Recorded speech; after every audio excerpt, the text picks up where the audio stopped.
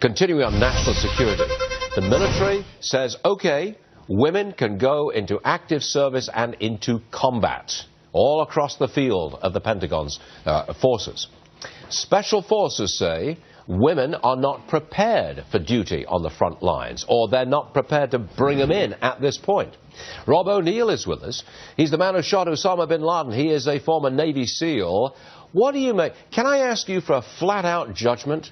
Do you think that women should be part of special op teams that go in and shoot down Osama bin Laden? Well, Stuart, thanks for having me today.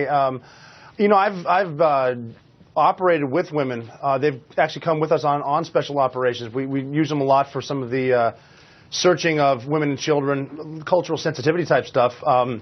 Also, another thing that I know that these Islamic fighters, they don't fear death, but they do fear hell. And if they're killed by women, they go to hell as far as they know. So, I mean, I like to say, you know, lock and load, ladies. If they don't lower the standards, and they can pass them, yeah, I think they should get a shot. That's interesting. If they don't lower the standards, and they pass the standards same for everybody else, you have no problem with that. Look, Rob, I've never been in combat. I've never fired a gun in anger in my life. I've never been shot at either. I've barely been in a fist fight. But, you know, so I don't understand combat.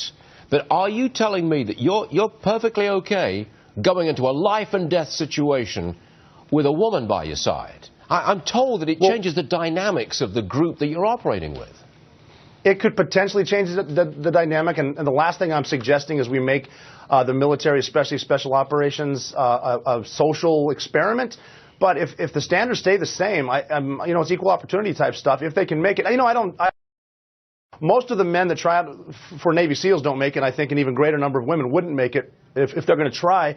But if they don't lower the standards, yes, they should be able to. And there's definitely a place for women too. There's certain intelligence operations and reconnaissance type stuff. Women and men working together is better. I just wonder, and I think men have a sort of hunter-gatherer mentality. They go out and break things and kill people.